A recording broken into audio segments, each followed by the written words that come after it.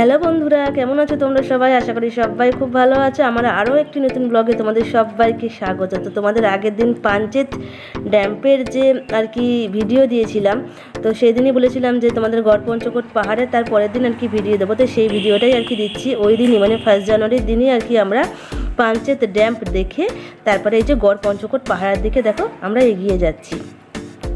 তো অনেকটা রাস্তা গ্রামের ভেতর দিয়ে আর কি যেতে হবে। তো সেটাই আর কি যাচ্ছি। তো দেখো গ্রাম আর কি পেরিয়ে নিয়ে তারপরে এবার আর কি পাহাড়ের রাস্তা ধরেছি। তো পাহাড়ের এই রাস্তাগুলো আর কি খুব সুন্দর আর কি দৃশ্য। দেখো এইদিকে এটা ধানের আর কি ক্ষেত ছিল, ধান কাটা হয়ে গেছে। আর দূরে দেখো এই গড়পঞ্চকোট পাহাড়টা দেখা যাচ্ছে। মানে পাহাড়টার চারদিকে আর কি গোল গোলই আমরা ঘুরছি, গোল গোল ঘুরে নিয়েই আর কি তারপরে এই গ্রামটা পার করে নিয়ে তারপরে উঠবো। তো দেখো এই গ্রামটা আর একটা যে আর কি গ্রাম আর কি চলে এলো।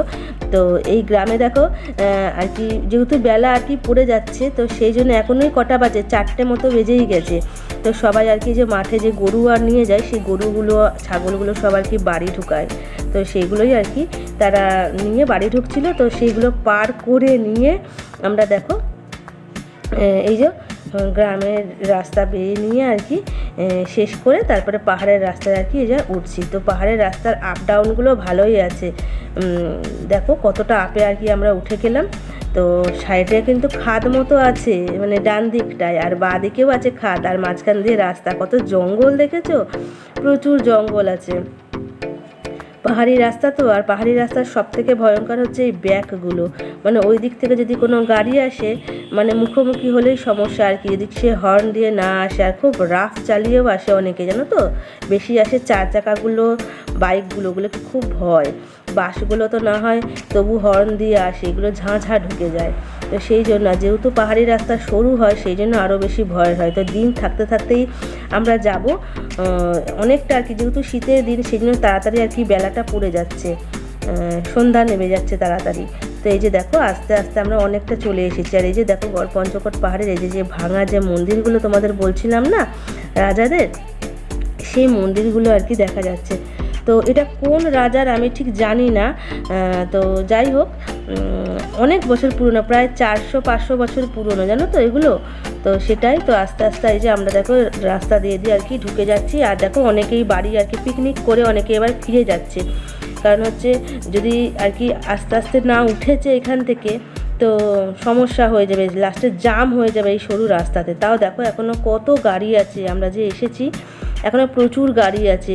লোকজন এবার সবার কি গোটাচ্ছে সব কিছু, যারা পিকনিক করতে এসেছিল। আর দূরে দেখছে এই মন্দিরটা হচ্ছে রাস মন্দির, রাজাদের রাস মন্দির ছিল, রাধাকৃষ্ণ আছে। তো ওটা পরে যাব, আগে বাইকটা আর কি কোথায় রাখবে আমার বর সেটাই দেখছে। তো আর আমিও তোমার বাইক থেকে নেমে তোমার 4-5টা আর কি দেখিয়ে দিচ্ছি। তো এই যে বর এখানে আপাতত বাইকটা আর কি রাখলো, রেখে নিয়ে যে দেখো আমরা এই মন্দিরটার দিকে আর কি এগিয়ে যাচ্ছি। তো এইটা মন্দির নাকি সেটা জানি না আমি, তবে মনে হয় মন্দিরই হবে, যেহেতু এখানে এই জায়গাটা গোটাটা মন্দিরের মতোই আর কি। সামনে রাস মন্দিরটা আছে, তো এটা কোনো না কোনো ঠাকুরের মন্দিরই হবে। তবে ভেতরে কোনো ঠাকুর আর কি নেই, একদম ভাঙা চোরা, ওপরে কোনো ছাদ টাইপেরও নেই, শুধু এরকম একটা বড় পাঁচিলের মতন আর কি দেখা যাচ্ছে। তো যাই হোক, দেখো অনেক কষ্ট করে আর কি উঠলাম আমি, অনেকটা উঁচুতে, তো সিঁড়ি আর নেই, এই ভাঙা এগুলো দিয়েই আর কি উঠতে হচ্ছে, মানে খুব সমস্যা হচ্ছে উঠতে। তো তাও উঠলাম। দেখো বাবা মন্দিরের গেট ইয়েগুলো কত ছোট ছোট না।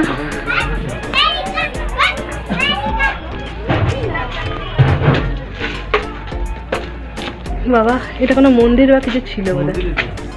আর ভেতরটা দেখো কীরকম পাঁচিলগুলো একদম, মানে সেই ইটগুলো একদম ছোট্ট হয়ে গেছে, মানে অনেক বছর যেহেতু পুরনো। এরকম দেওয়াল আছে আর ছোট্ট দরজা এরকম। আর দেখো ওপরে কোনো ছাদ নেই। তো যাই হোক, আমার বর তো বেরিয়ে গেলো, আমিও দৌড়ে বেরোচ্ছি, ভয় লাগে ভেতরে একলা। তো যাই হোক, এই যে বেরিয়ে নিয়ে বাইরে থেকে ঠিক দেখো পাঁচিলটা এরকম লাগছে। তো এখানে আর কি অনেক লোকজন ঢুকছে। তো ভেতরে যেহেতু কিছু দেখার নেই, সেই জন্য লোকজন বেরিয়েও আসছে আর কি একটুখানি দেখে নিই। তো এই যে দেখো সূর্যি মামা ডুবু একদম লাল হয়ে গেছে, গাছের ফাঁক থেকে দেখা যাচ্ছে। আর এই দিকটাতেও অনেকে আর কি পিকনিক করেছে। তো এই যে লোকজন দাঁড়িয়ে কিছু পিকচার তুলছে। আর দেখো এখান থেকে আর কি ঠিক পাহাড়টা, বন্ধুরা এই মন্দির এটা দেখা হয়ে গেল আর কি, এটা প্রায় একদম ভাঙা অবস্থা। এবার আর কি যাবো ওই মন্দিরটাতে। এই যে তো এই যে দেখো এবার রাস মন্দিরটার দিকে আমরা চলে এলাম। ওই দিকটা আর কি দেখে নিয়ে, ওই দিকটা আর সেরকম কিছু দেখাবার নেই। তো এই ভাইগুলো ছবি তুলছিল, তো এদের পাশ দিয়েই আর কি আমি চলে গেলাম। তাড়াহুড়ো করছি, কারণ যদি অন্ধকার হয়ে যায় এখান থেকে বেরোনো খুব মুশকিল হয়ে যায়। আমাদের পুরুলিয়া অনেকটা দূর যেতে হবে, জানো তো, প্রায় 64 কিলোমিটার এখনও আমাদের যেতে হবে। আমরা এতটা দূরেই আছি, মানে আসানসোলের সামনাসামনি আছি। তো যাই হোক, এই যে রাস মন্দিরটার কাছে দেখো রাধাকৃষ্ণ ঠাকুর ভেতরে আছে, আর ভেতরটায় একদম জায়গা নেই, বাইরে থেকেই আর কি আমি তাই না তোমাদের দেখিয়ে দিলাম। আর ভেতরে হচ্ছে শুধু একজন পুরোহিত ঢুকে পুজো করতে পারবে, আর একজনও দাঁড়াতে পারবে না, এতটাই আর কি জায়গাটা শর্ট, ছোট্ট মতন একদম। শুধু ঠাকুরটা আছে আর একজন পুরোহিত আর কি কোনো রকমে বসে পুজো করতে পারবে এরকম। তো ভেতরে আর না ঢুকে বাইরে থেকেই তোমাদের ঠাকুরটা দেখিয়ে দিলাম, যেহেতু আর কি পায়ে জুতো পরেও আছি। আর এত ঠান্ডা, যত আর কি সন্ধ্যে নামার সময় মুহূর্তে চলে আসছে, সূর্য ডুবছে, তত একদম কনকন করছে ঠান্ডা, জানো না, মানে থাকা যাচ্ছে না, এতটা কনকনানি লাগছে। তো এই যে মন্দিরের বাইরেটা ঠিক এরকম, চারপাশটা একদম বাঁধানো আছে এরমভাবে। তো অনেকে পিকচার আর তুলছে, তো আমরাও কিছু কিছু পিকচার আর কি তুলেছি। আর মন্দিরের এখান থেকে দেখো পাহাড়ের দৃশ্যটা ঠিক এইরকম লাগছে, ঘন জঙ্গল, জানো তো, একদম ঘন জঙ্গল। আর আমার বর ম্যাপ দেখছে আর কি, এবার আর কি এখান থেকে বেরিয়ে যাব, যেহেতু সেই জন্য আবার ম্যাপ দেখে আর কি আমরা এখান থেকে সোজা বেরিয়ে যাব। রাস্তাটা অনেক পাহাড়ের আঁকা বাঁকা আছে, তো সেই জন্য। তো এই যে মন্দিরের চারপাশটা একটুখানি আর কি আমিও দেখছি, তোমাদেরকেও দেখিয়ে দিচ্ছি। তো এরকম গ্রিল দিয়ে পাঁচিল দিয়ে আর কি ঘেরা আছে, মন্দিরটা অনেকটা উঁচুতে আছে আর কি। তো চারপাশে দেখো এরকম গাছ দিয়ে আর কি ঘেরা আছে, তো খুব সুন্দর সাজানো আছে জায়গাটা। তো এই যে দেখো ওই দিকটা আর কি রাস্তা চলে যাচ্ছে পাহাড় দিকে ওঠার জন্য, কিন্তু গাড়ি নিয়ে ওঠা যাবে না, পায়ে হেঁটে উঠতে হবে। এই যে দেখো মন্দিরটা এরকম, তো পিছন দিক থেকে মন্দিরটা ঠিক এরকম দেখতে লাগছে।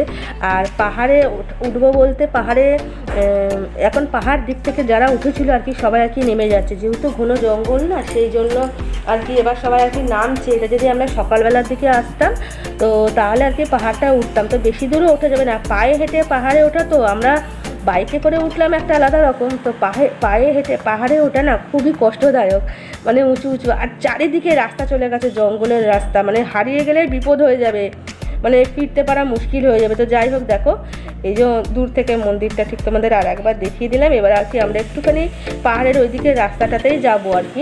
আসবার সময় দেখেছি যে পেয়ারা মাখা হচ্ছে, তো সেই জন্য আর কি বরের কাছে বায়না করছে যে পেয়ারা মাখা খাবো, তো সেই জন্যই আর কি পাহাড়ের ওই দিকটাই যাবো। তো মন্দিরটা আর কি ভালো মতন দেখিয়ে দিলাম ভালো মতন তোমাদের। আর অল্প অল্প আর কি মেলা বসেছে, মেলাগুলোও আর কি উঠছে, মানে সন্ধ্যা আর কি নেমে গেলে এখানে আর কি কেউ থাকে না, যেহেতু পাহাড়ি এলাকা আর বিরাট পরিমাণে জঙ্গল আছে, সেই জন্য। তো এই যে আমার বর আর কি গাড়িটা নিয়েও আগিয়ে গেল আর কি ওই সামনেটার দিকে রাখবে, আর তারপর পেয়ারা মাখা খাবো, খেয়ে তারপর এখান থেকে আর কি বেরিয়ে যাব।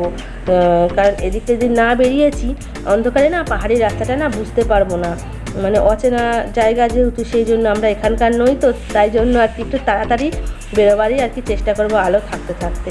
তো যে বর এখানে গাড়িটা আর কি স্ট্যান্ডে দিল, এবার আর কি সাইডে পেয়ারা মাখছে, তো সেই জন্য পেয়ারা মাখা আর কি খাবো। তো এই যে দেখো পেয়ারাগুলো, আর এদিকে লেবুর আর কি রসও হচ্ছে, শরবত আর কি, শরবত ঠিক নয়, লেবু, এই কমলা লেবুগুলো আর কি রস আর কি করে সবাইকে দিচ্ছে, সবাই খাচ্ছে পয়সা দিয়ে। তো আমরা লেবুর রস নয়, যে পেয়ারা মাখা খাবো, ভাইটাকে পেয়ারা মাখতে দিয়েছি, বলে আমাকে পেয়ারা মেখে দাও।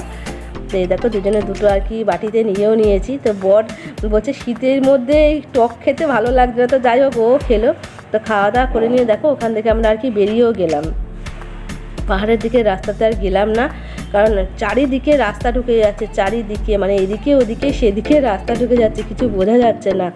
আর এতটা ঠান্ডা না, মানে আমি যে ফোনটা ধরে নিয়ে আর কি ভিডিওটা শ্যুট করছি, হাতগুলো যেন জমে যাচ্ছে, মানে ব্যথা হয়ে যাচ্ছে, হাতগুলো অবশ হয়ে যাচ্ছে, কনকন করছে হাতগুলো, যেন না এতটা হাতগুলো আর কি জমে যাচ্ছে। আর গাড়িগুলোও আর কি খুব তাড়াহুড়ো করে নামছে, চার চাকাগুলো।